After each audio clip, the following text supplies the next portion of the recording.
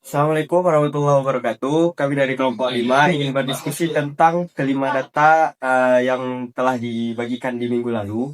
Di mana yang pertama ada daftar harga rumah, transaksi kartu kredit, mal customer, Spotify playlist, sama handwriting. Jadi sebelum masuk ke diskusinya, kami perkenalkan anggota kelompok kami terlebih dahulu. Yang pertama ada Oktan Wadana, saya sendiri Muhammad Alfa, kemudian Zia Danza dan Tari Deviati.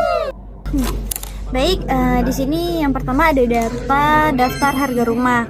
Jadi data daftar harga rumah ini termasuk ke bagian supervise karena dia tuh termasuk ada label yang ingin diprediksi, yaitu label harga. Jadi bias yang ingin digunakan itu yaitu bias lokasi. Dia tuh termasuk banyak dari area tertentu yang dimana model bisa menilai bahwa di rumah di daerah itu lebih normal, jadi sehingga tuh salah menilai harga di kota lain.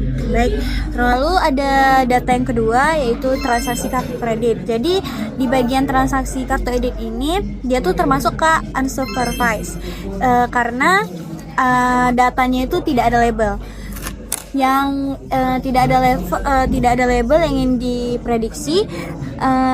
Terus data tersebut itu hanya bersifat data pribadi. Jadi potensi bias yang ingin digunakan itu bias ketidakseimbangan kelas. Jadi yang dimana data penipuan biasanya tuh jauh lebih sedikit daripada transaksi legal. Jadi itu membuat model cenderung selalu menolak legal. Lalu ada bias merchant atau kategori, yang dimana jika data banyak berisi penipuan dari merchant tertentu, model ini bisa salah menilai. Jadi semua transaksi merchant itu sebagai penipuan. Lalu ada bias waktu transaksi, yang dimana pola waktu tertentu yang misalnya malam hari, jadi itu bisa dianggap mencurigakan padahal tidak selalu benar.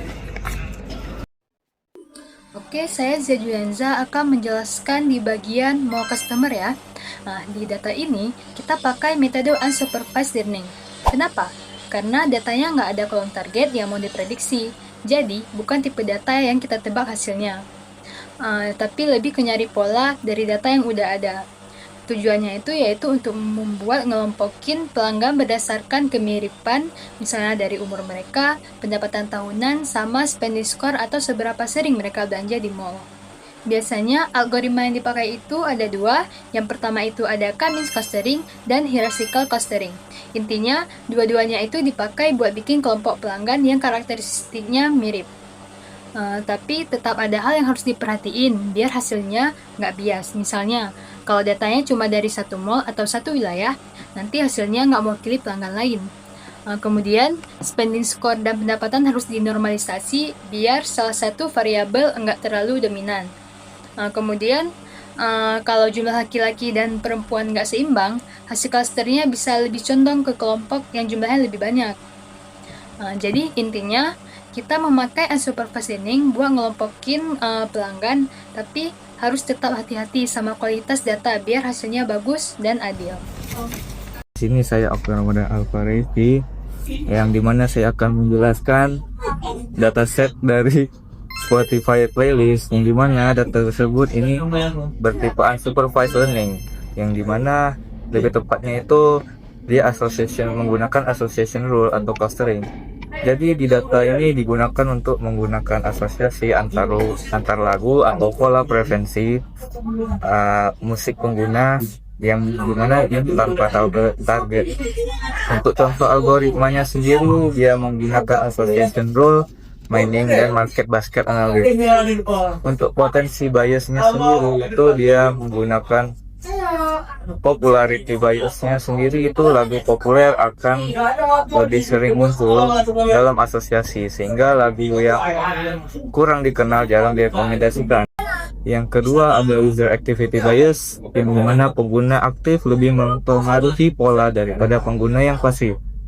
Yang terakhir itu ada genre biasnya, yang dimana sistem lebih menonjolkan genre yang populer dan mengabaikan niche genrenya. Baik, kemudian saya akan melanjutkan ke data yang terakhir, yaitu data kelima, yaitu handwriting atau bisa disebut juga sebagai pengenalan tulisan tangan.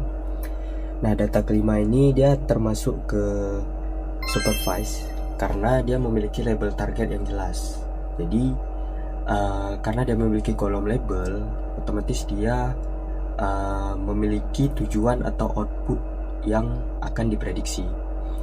Nah, untuk contoh algoritmanya itu ada CNN, Convolutional Neural Network, kemudian ada SVM, Support Vector Machine.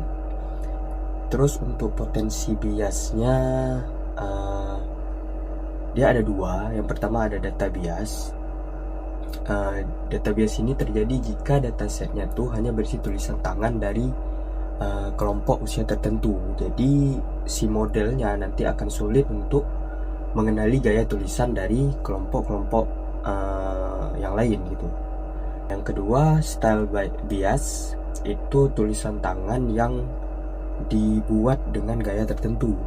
Contohnya gaya tidak bersambung, penulisan miring, atau gaya-gaya tulisan lainnya lah. Itu yang membuat sebuah model bisa salah mengenali atau mengklasifikasinya. Sekian dari kami dan terima kasih.